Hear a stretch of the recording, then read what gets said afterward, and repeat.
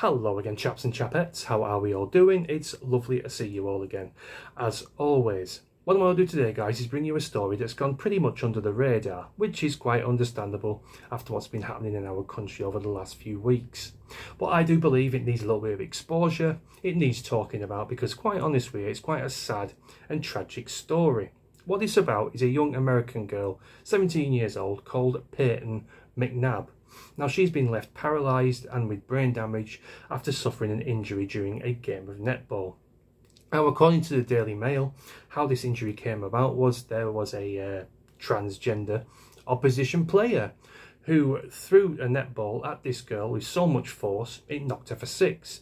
She went down like a sack of spuds, must have damaged her spinal cord somewhere along the way because she was left unconscious, and like I say, she's now paralysed down her right side with some brain damage, and she can barely walk anymore. It also states in this Daily Mail article that the transgender opposition player and the whole opposition team were stood there laughing like hyenas at the prospect of this young girl being sparked out on the floor.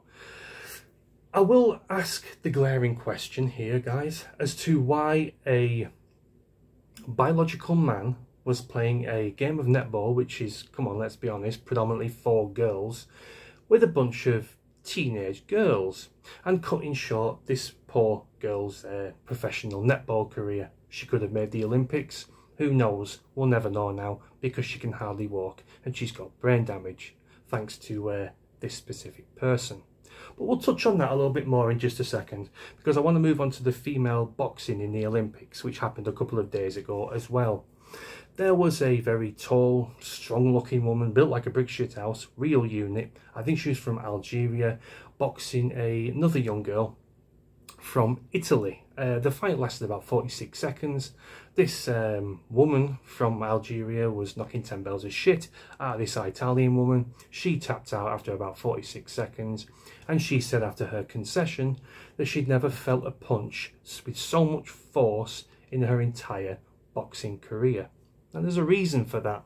This woman from Algeria is taking testosterone therapy, which will make her a lot more stronger. It will improve her muscle mass, making her a much more formidable opponent than most female boxers. This cannot be allowed to continue, guys. We cannot have men fighting women. Someone's either going to end up being critically injured, much the same with this young girl on the netball, or someone's going to end up being killed. It's a scientific fact that men are stronger, more robust and have bigger muscle mass than women. It's hard-coded into our DNA. There's no escaping from it. We cannot allow men to be fighting women. Let's just have an outlandish example, shall we? Something that'll never happen, but I'm going to run with it anyway.